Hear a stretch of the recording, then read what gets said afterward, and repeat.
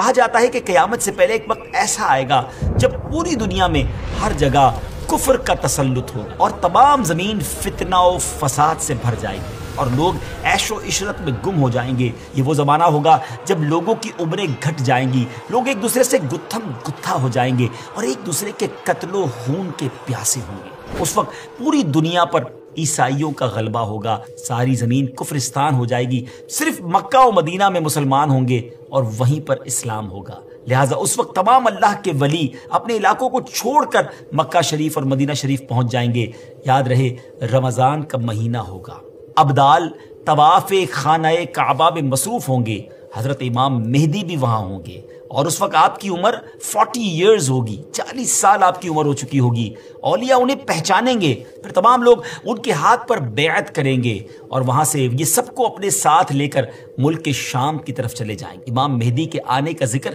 ایک دو حدیثوں میں نہیں بلکہ 200 سے لے کر 250 احادیث اور اقوال تابعین میں ملتا ہے۔ ام المومنین حضرت ام سلمہ رضی اللہ تعالیٰ عنہ روایت کرتی ہیں کہ میں نے رسول اللہ صلی اللہ تعالیٰ علیہ وسلم کو یہ فرماتے ہوئے سنا کہ آپ علیہ الصلوۃ والسلام نے فرمایا مہدی حق ہے، اور مزید آپ علیہ الصلوۃ والسلام نے فرمایا امام مہدی سیدہ فاطمہ الزہرا رضی اللہ تعالیٰ عنہا کی اولاد سے ہوں گے۔ بہت ہی اہم بات یہ ہے کہ مہدی آپ کا نام نہیں ہے بلکہ آپ کا لقب ہے۔ ان کی کچھ اور صفتیں بیان کرتے ہوئے اللہ عز و جل کے آخری نبی صلی اللہ تعالیٰ علیہ وسلم نے ارشاد فرمایا مہدی میری نسل سے ہوں گے، ان کی ناک پتلی اور بلند ہوگی اور پیشانی روشن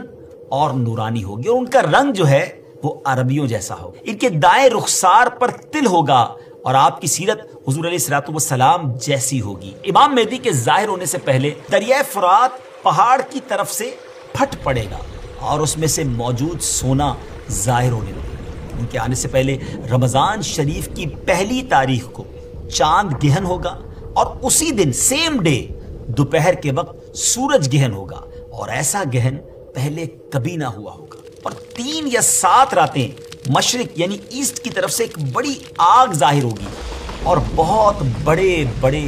زلزلے ارتھ کویک بھی آئیں گے۔ امام مہدی کے آنے سے پہلے قسطنطنیہ شہر، جی ہاں جس کو آج ہم استنبول کہتے ہیں، ایک بار پھر غیر مسلموں کے ہاتھ میں چلا جائے گا۔ تو جب مکہ پاک میں تمام لوگ امام مہدی کے ہاتھ پر بیعت کر لیں گے تو پھر وہ وقت آئے گا کہ ایک بار پھر قسطنطنیہ، ایک بار پھر استنبول جو ہے مسلمانوں کو مل جائے گا۔ اور ابھی یہ معاملہ چل ہی رہا ہوگا کہ اتنے میں شور مچ جائے گا، آواز آئے گی کہ دجال آ گیا، دجال آ گیا، اور پھر امام مہدی یہ سن کر سب لوگوں کو لے کر ملک شام چلے جائیں گے۔ لیکن جب وہ وہاں پہنچیں گے تو پتہ چلے گا کہ یہ آواز شیطان کی تھی اور اس نے جھوٹ بولا تھا۔ لیکن امام مہدی کے شام پہنچنے کے بعد واقعی پھر دجال نکل آئے گا اور پھر امام مہدی اپنے لشکر کو لے کر وہیں محصور ہو جائیں گے اور اتنے میں دجال پوری دنیا گھوم لے گا۔ رسول اللہ صلی اللہ علیہ وسلم نے فرمایا کہ دین کے کمزور ہو جانے کی حالت میں دجال نکلے گا، اور دجال سے متعلق تفصیلات بیان کرنے کے بعد آپ علیہ الصلوۃ والسلام نے فرمایا اس کے بعد عیسیٰ بن مریم علیہ الصلوۃ والسلام